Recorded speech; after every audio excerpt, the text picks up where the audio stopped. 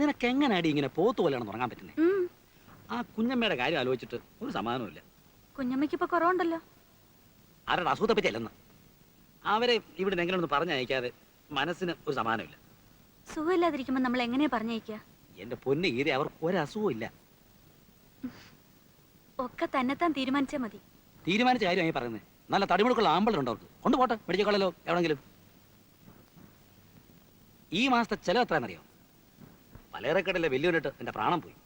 ഓ, ലോകത്തെവിടെ യുദ്ധം ഉണ്ടായാലും വിലക്കയറ്റം ഉണ്ടാകുന്ന ഈ നാട്ടിലാണ് എന്റെ ഈശ്വര.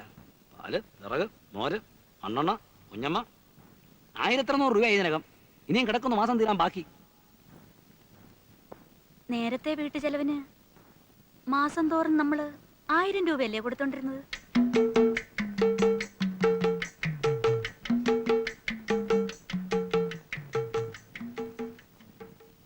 ഇങ്ങനെ പെട്ടെന്ന് പറഞ്ഞ ഞാൻ എവിടെ പോവാനാ?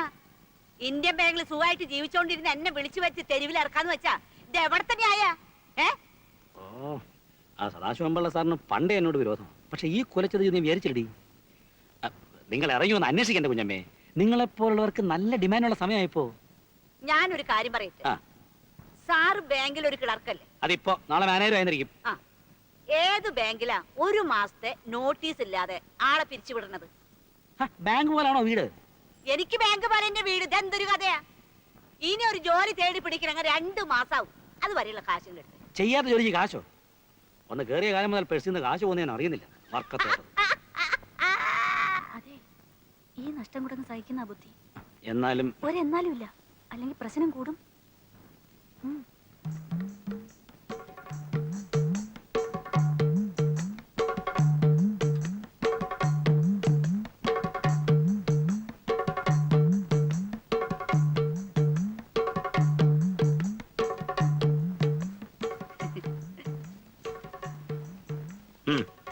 ഒരു കാലത്ത് സാറിന് ഞാൻ മറക്കില്ല.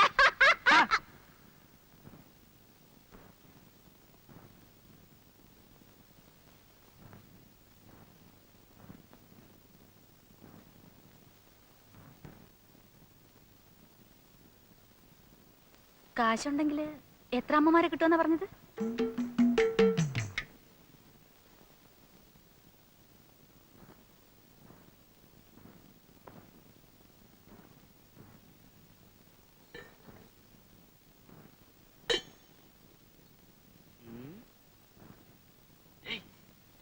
എടുത്തോ.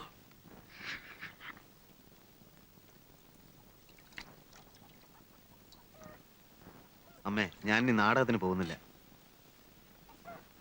നാരായണൻകുട്ടി മേനോന്റെ റേഷൻ കടയിൽ കാർഡ് പതിപ്പിക്കാൻ ഒരാൾ വേണമെന്ന് പറഞ്ഞിരുന്നു. ശമ്പളം കുറച്ചേ ഉണ്ടാവും, എന്നാലും സ്ഥിരമായിട്ടൊരു വരുമാനമാവുമല്ലോ. മാത്രമല്ല, കുറച്ചു കാലം കഴിഞ്ഞാൽ അതിന്റെ നടത്തിപ്പ് നമുക്ക് കിട്ടുമോ നോക്കാം.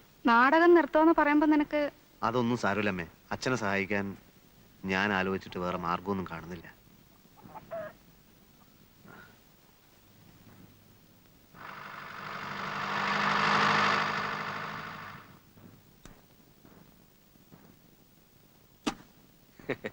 നമസ്കാരം. നമസ്കാരം. നമ്മൾ തമ്മിൽ പരിചയപ്പെട്ടിട്ടില്ല. എന്റെ പേര് AN ഗണേഷ്, നാടകകൃത്താണ്. പിന്നെ കൽപ്പന തിയേറ്റേഴ്സിന്റെ സെക്രട്ടറിയുമാണ്. ഞാൻ ധാരാളം കേട്ടിട്ടുണ്ട്, കണ്ടിട്ടുമുണ്ട്. ഞാനിവിടെ വന്നത് അടുത്ത കൊല്ലം പ്രേമൻ ഞങ്ങളുടെ ട്രൂപ്പിൽ സഹകരിക്കണമെന്ന് പറയാനാണ്. പ്രേമന് ചെയ്യാൻ പറ്റിയ നല്ലൊരു വേഷമുണ്ട്. ഞാനിപ്പോ നാടകത്തിനൊന്നും പോകണ്ടെന്ന് വിചാരിച്ചിരിക്കുകയാണ്. ആശാനെ, ഇങ്ങനൊരു അവസരം പിന്നെ കിട്ടില്ല. ഞങ്ങളുടെ ബാനർ വാല്യൂ അറിയാമല്ലോ. നമ്മുടെ ടീക്കയാണ് ഡയറക്റ്റ് ചെയ്യുന്നത്. പക്ഷേ ഞാനത്... ആശാനെ, കാശിന്റെ കാര്യത്തിൽ പേടിക്കണ്ട. ഇതാ 5000 രൂപയുണ്ട് അഡ്വാൻസ്. ഓരോ നാടകത്തിനും 25 വെച്ച് പിടിക്കും.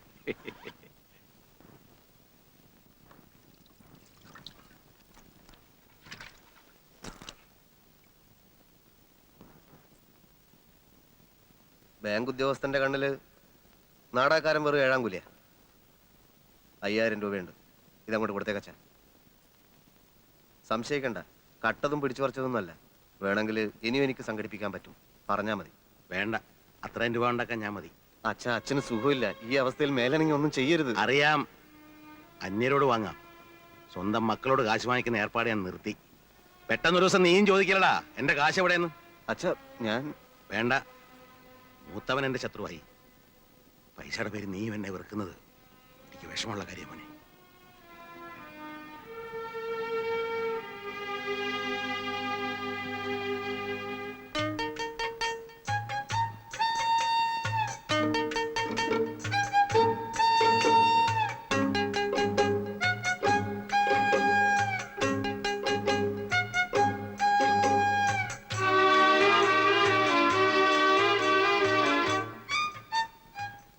ഇതെന്താ ടിന്നുകളൊക്കെ എടുത്ത് വെച്ച് കളിക്കുന്നത്?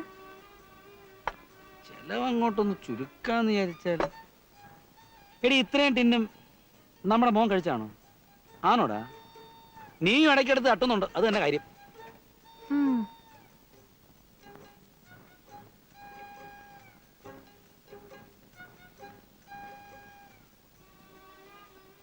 ഗീതേ, ഉം. നമ്മുടെ നമ്മുടെ വരവും ചെലവും ഒരു കണക്കിനും അങ്ങോട്ട് ഒത്തു പോകുന്നില്ല. ആ കഴിഞ്ഞ മാസത്തെ ശമ്പളത്തിൽ ഒറ്റ പൈസ ബാക്കിയില്ല. ഇതിങ്ങനെ പോയാൽ എവിടെ ചെന്നെത്തും? ഒരു വീടായാൽ അങ്ങനെയൊക്കെ തന്നെയാ. പുസ്തകത്തിലെ പോലെ അല്ലല്ലോ ജീവിതത്തിലെ കണക്ക്. എടി, പഞ്ചാര എടുത്തിട്ട് കൊട്ടാതെ ഒറ്റ പൈസ കൈ നിൽക്കുന്നില്ലെന്ന്. ആ, ഒരു കാര്യം ചെയ്യാം. അടുത്ത മാസം പോലെ ഞാൻ കിട്ടുന്ന ആഴ്ച നിന്നെ അങ്ങ് ഏൽപ്പിക്കാം. നീ എങ്ങനെങ്കിലുമൊക്കെ നോക്കി അങ്ങ് നടത്ത്. ഇതിപ്പം മനസ്സിലുണ്ടായിരുന്ന സമാധാനവും പോയി. എല്ലാവരും ഒന്നിച്ചിരുന്ന കാലത്ത് സമാധാനം ഉണ്ടായിരുന്നു അല്ലേ? ആ, അന്ന് അമ്മയെ 1000 രൂപ ഏൽപ്പിച്ചു കഴിഞ്ഞാൽ പിന്നെ ഉത്തരവാദിത്വം തീർന്നല്ലോ.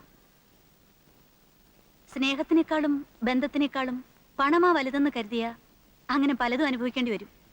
നീ ഇത് പലതവണയായി പറയുന്നത് കേട്ടോ. മനസ്സിന് സ്വസ്ഥത നഷ്ടപ്പെട്ടിരിക്കുമ്പോഴാ അവളുടെ ഒരു ഗീതോപദേശം. ഉണ്ണേട്ടനൊരു വിചാരമുണ്ട്, ഉണ്ണേട്ടൻ പറയുന്നതും പ്രവർത്തിക്കുന്നതും മാത്രമാണ് ശരിയെന്ന്.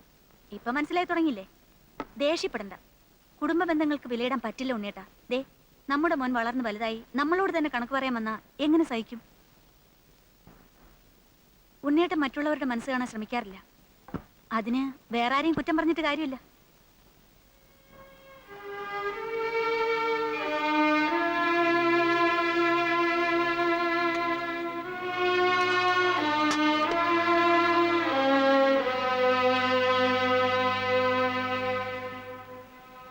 നീയെങ്കിലും എന്നെ മനസ്സിലാക്കാത്തത്. എൻ്റെ അച്ഛനും അമ്മയും എന്നെ കുറ്റം പറഞ്ഞോട്ടെ, സഹിക്കാം. പക്ഷെ നീ അത് പറയരുത്. മറ്റുള്ളവരുടെ മനസ്സ് കാണാൻ ഞാൻ ശ്രമിച്ചിട്ടില്ലെന്ന് നീ പറഞ്ഞു. എൻ്റെ മനസ്സ് കാണാൻ നീ ശ്രമിച്ചിട്ടുണ്ട്. ഞാനൊരിക്കലും എനിക്ക് വേണ്ടി മാത്രം ജീവിച്ചിട്ടില്ല. ഞാനൊരു സിനിമ കാണാറില്ല, പുറത്തൊന്നും ഒരു ചായ കുടിക്കാറില്ല. എടി, പാന്റ് ഷർട്ട് എനിക്ക് ആഗ്രഹമായിട്ടല്ല. ഞാനിടുന്ന ഈ തുണിക്ക് മീത്ത 100 രൂപയാ. എന്തിനാ? ആർക്കു വേണ്ടിയാ? ഞാൻ അല്പം ബുദ്ധിമുട്ടിയാലും നാളെ നിങ്ങൾ വിഷമിക്കാതിരിക്കാം. എനിക്ക് മനസ്സിലാകുന്നില്ല പോലും.